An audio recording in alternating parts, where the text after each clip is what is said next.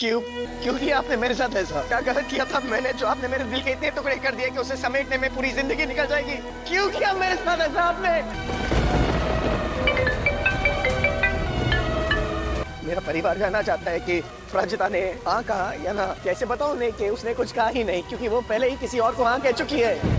आज बहुत बड़ा दिन है मेरे लिए। पहले कंपटीशन जीती और फिर ये जॉब। मैं बता नहीं सकती मैं कितनी खुश हूँ। आपने कहा था ना एक कदम अपराजिता से अपराजिता तक, तो खड़ी है आपके सामने अपराजिता 2.0। जॉब? हाँ जॉब। आप जॉब का प्रपोजल दे रहे थे ना मुझे। एक्चुअली दुबे जी ने मुझे बताया था कि अगर मैं कंपटीशन जीत गई तो शायद आप मुझे जॉब ऑफर करेंगे। तो जब आपने प्रपोजल कहा मैं यूँ समझ गई हूँ ना चाची चौधरी। मुझे प्रपोजल? ऑफ कोर्स मैं आपके यहाँ काम करना चाहूंगी। हाउस ऑफ भारद्वाज में काम करना मेरी खुशनसीबी होगी। कल से ज्वाइन कर लूँ मैं। अरे छोटू, हाय छोटू, सिट डाउन छोटू, सिट। क्या कर रहा है? रोमियो लेन में तू क्या कर रहा है? क्या हुआ? किसी ने तेरा भी दिल तोड़ दिया क्या?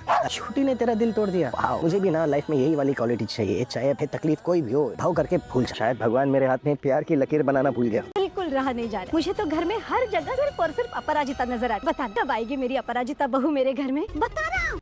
माँ वो नहीं आएगी वो इस घर में। मुझसे बहुत बड़ी गलतफहमी हो गई माँ। मुझे लगा कि अपराजिता के दिल में भी मेरे लिए वही फीलिंग्स है जो मेरे दिल में उसके लिए है। मैं गलत था। अपराजिता आपकी बहू नहीं बन सकती माँ। वो विवान की भाभी ही, रेवा की एंजल आंटी नहीं बन सकती माँ।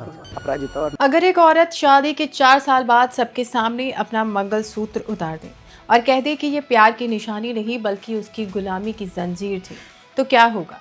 तुम देना साथ मेरा के एपिसोड में आज अपराजिता ने वही कर दिया जिसके बारे में किसी ने सपने में भी नहीं सोचा था। एक तरफ पूरा परिवार खड़ा था और दूसरी तरफ वो सच जो सालों से उसके दिल में दबा हुआ था। एपिसोड की शुरुआत ही एक बड़े धमाके से होती है जब अपराजिता ललित को रोककर अपना मंगलसूत्र उतार देती है। उसकी आंखों में आंसू हैं, लेकिन आवाज में पहली बार हिम्मत दिखाई देती है। वो ललित से कहती है कि उसने इस रिश्ते को प्यार का रिश्ता नहीं रहने दिया। ये घर नहीं था, एक पिंजरा था जहां उसकी खुशियां, उसका आत्मसम्मान और उसकी पहचान सब कुछ धीरे धीरे खत्म हो गया। ये सुनकर सब लोग शॉक हो जाते हैं। मालती और राम गोपाल समझ ही नहीं पाते कि अचानक अपराजिता इतना बड़ा फैसला कैसे ले सकती है। ललित भी तुरंत अपना नाटक शुरू कर देता है। वो सबके सामने बेचारा बनकर कहता है कि सिर्फ एक छोटा सा झगड़ा हुआ था और उसने अपराजिता से माफ़ी भी मांग ली थी।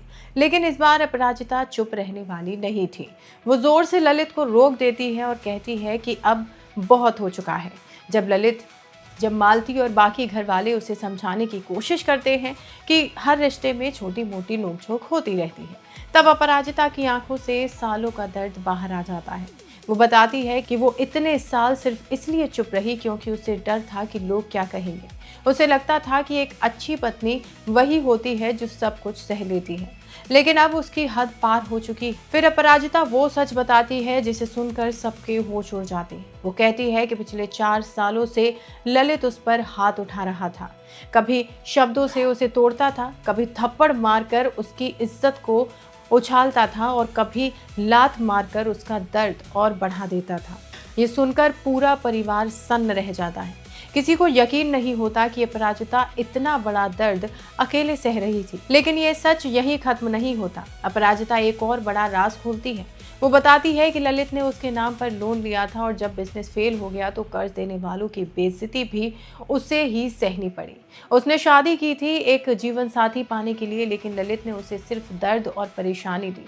ललित फिर से अपनी सफाई देने लगता है। वो कहता है कि उसने सब कुछ अपराजिता की खुशी के लिए किया था और बिजनेस फेल होना कोई गुनाह नहीं है। लेकिन रश्मि उसकी बात का तुरंत जवाब देती है। वो कहती है कि अपराजिता उन लोगों में से नहीं है जो मुश्किल वक्त में अपनों का साथ छोड़ देते हैं। अगर वो आज ये कदम उठा रही है तो जरूर ललित ही झूठ बोल रहा है।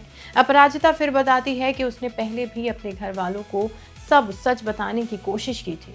उसने एक लेटर भेजा था, लेकिन ललित ने वो लेटर बदल दिया था ताकि किसी को सच पता ही ना चल सके।